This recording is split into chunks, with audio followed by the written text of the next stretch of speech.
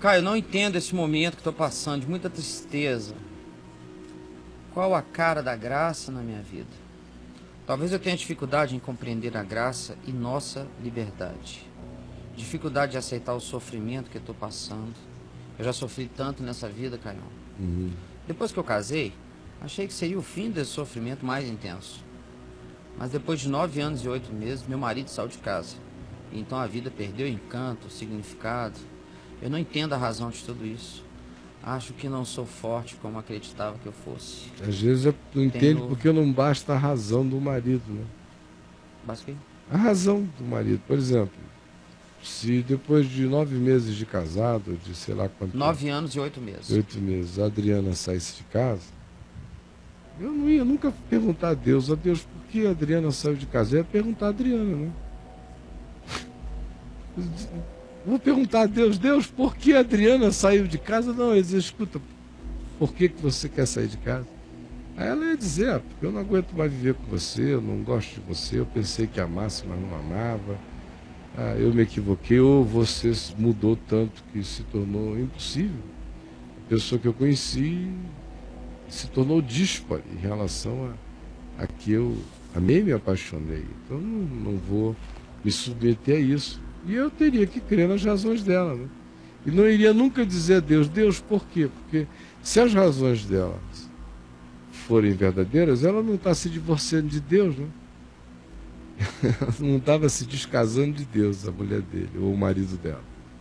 Estava se descasando dela. Do mesmo modo, se fosse com a minha mulher, ela não estava se descasando de Deus, era de mim. Então não tinha por que perguntar a Deus, ela já me disse tudo.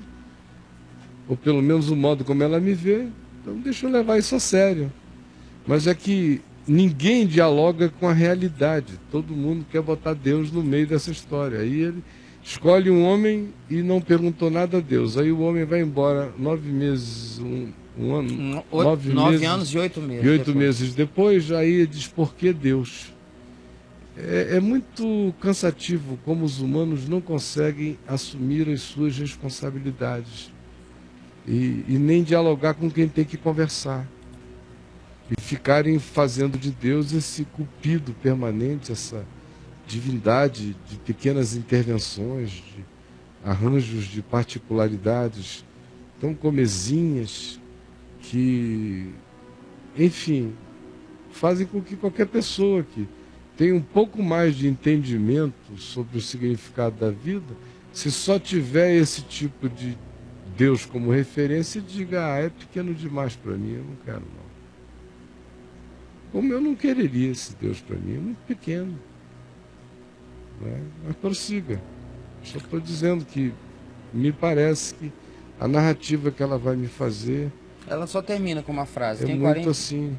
Tenho 45 anos e tenho muito medo de ficar sozinha.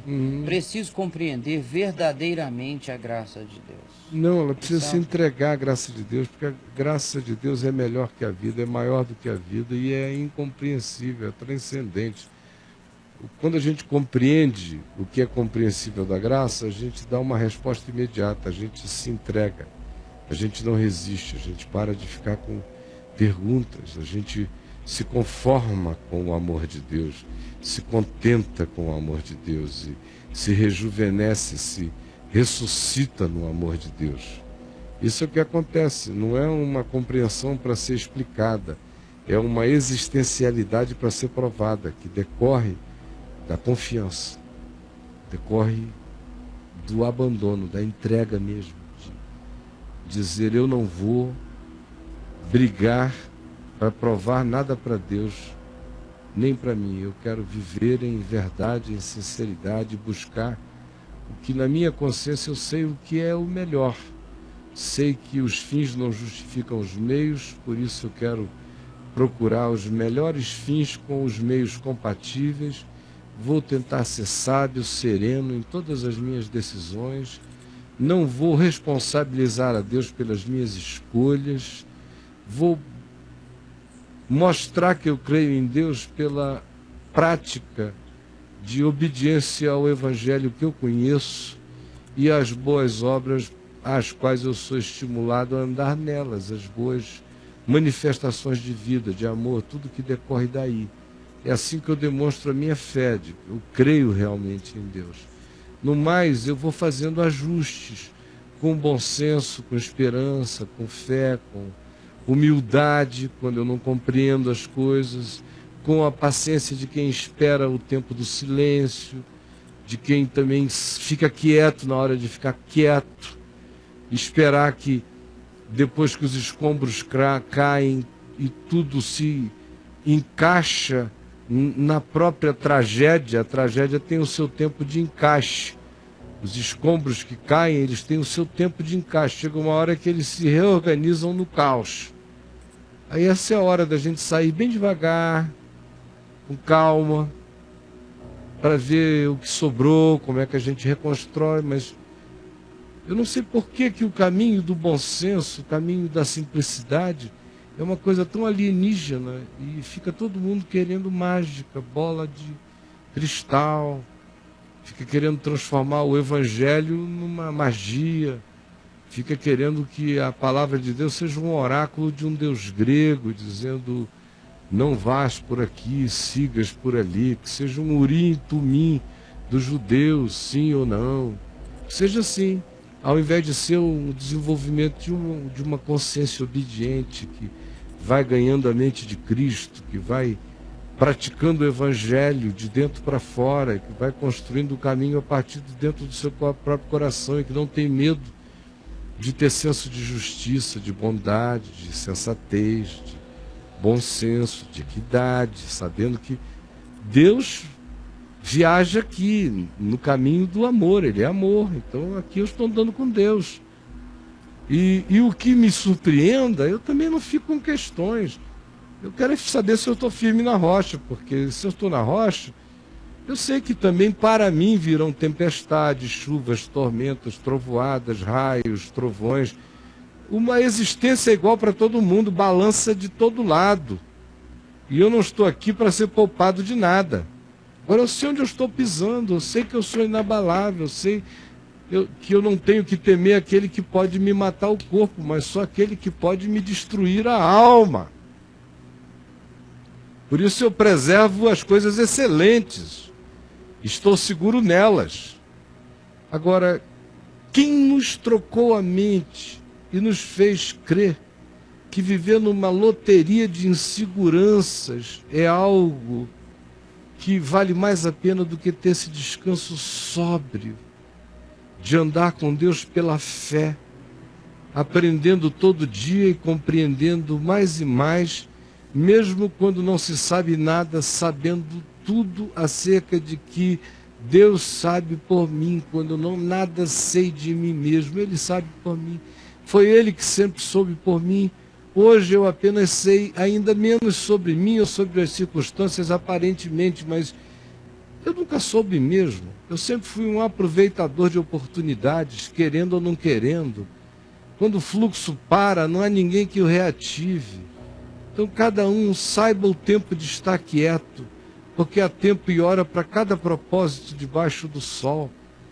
Mas quem nos persuadiu a crermos que de fato a vida com Deus é magia? A vida com Deus é simplicidade obediente, é a construção de uma mente que vai pensando cada vez mais como Cristo e vai tendo no coração um sossego cada vez mais profundo, de tal modo que ele vai ficando cada vez mais inabalável, cada vez mais imperturbável.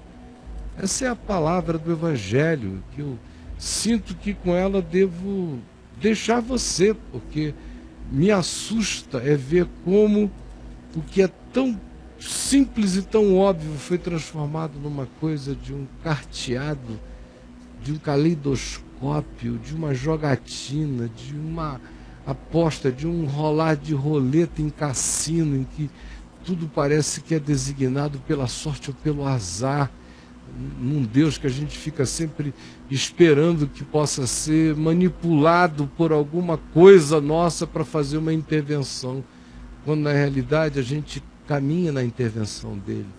Quando a gente anda nele e sabe que está nele, a gente não consegue não ver Deus, o tempo todo ele está aí, presente em tudo. A maior dificuldade é não vê-lo. Quando você desiste de querer compreender cada ação, cada folha que caiu, cada coisa que aconteceu, cada um que não ficou e que foi embora. Quando você para com isso e você só confia nele, estranhamente tudo vai ficando muito claro, muito simples, muito límpido. Mas quando você faz o caminho oposto, quanto mais você quer saber, você menos sabe. Quanto mais você pergunta, menos você discerne. Quanto mais você fica curioso, menos você descobre. Quanto mais você se desespera, menos você encontra. Aí você simplesmente confia, descansa, dá tempo ao tempo, no seu coração, entrega o seu caminho ao Senhor, confia nele, sabe que Ele vai fazendo as coisas do jeito dele na minha vida e que eu não tenho que ser informado de nada antes, e caminho pela fé e vou estranhamente ganhando uma compreensão cada vez maior, cada vez maior. É estranho, mas a verdade é essa, que o oposto não produz o que o descanso gera, como percepção do Evangelho para o coração que não está querendo saber nada, que se contentou em descansar e andar pela fé. Esse é o Evangelho, essa é a vida com Deus. E é isso que você não quer, é isso que você não gosta. Esse é o grande obstáculo. Você expulsa aí, você esperneia, sai daqui, sai daqui, sai daqui. Porque o Evangelho chega com essa cara maltrapilha e você não quer, porque você já está condicionado. Já botou as lentes com as quais você enxerga de outro modo. O Lázaro quer te salvar, você não deixa, porque ele não tem cara de anjo. E assim vai acontecendo com a maioria de nós. Vocês vejam que quase todas as perguntas aqui, de um modo ou de outro, nos mostram o mesmo conflito. De gente que criou certas construções de Deus e que foi formatada nessas construções e que não percebe a graça de Deus quando a falência chega. Porque como é que pode? Não consegue perceber a graça de Deus quando é um pobretão que é o herói da história. Como é que pode? Não consegue entender a manifestação da graça de Deus quando alguém vai embora. Como é que pode? Não consegue entender a manifestação da graça de Deus porque, de repente, começou a se enxergar e viu como a vida inteira era uma barganha, então, ao invés de usar isso para o seu bem, começa a dizer: a compreensão da graça está me afastando de Deus. Não, ainda é o religioso se afastando do seu engano e aí com o vício religioso transferindo a culpa para Deus, para a graça dele.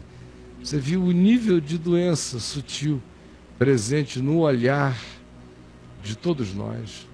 Eu peço que aquele que tem o bom colírio venha lavar os nossos olhos. Como Paulo diz, que ele nos dê um coração iluminado no entendimento, como ele desejou aos de Éfeso. Iluminados os olhos do vosso coração. Meu desejo é que o Senhor ilumine os olhos do seu coração, porque os obstáculos para que se enxergue alguma coisa são tantos, que se não houver iluminação divina, a multidão de fantasmagorias e de sombras, de fantasmas e de presenças, de pensamentos conturbados na mente da maioria tão grande que o Evangelho se perde o tempo todo. Mas que meramente pela palavra hoje a graça de Deus tenha plantado algo que ninguém arranque no seu coração. Desejo de todo o coração que você seja um chão bom para o Evangelho. Ele plantado em você, ele dê fruto. Ele não seja roubado logo mais pelo diabo ou agora mesmo. Ele não seja de modo algum objeto de uma alegria passageira, mas que depois oferece resistência interior, que ele não seja sufocado pelas preocupações, pelas luxúrias, pelos materialismos, pelos ardores frenéticos deste mundo, mas ao contrário, que ele ganhe espaço para crescer único, sólido, absoluto e frutuoso na sua vida. É o que eu quero de todo o meu coração.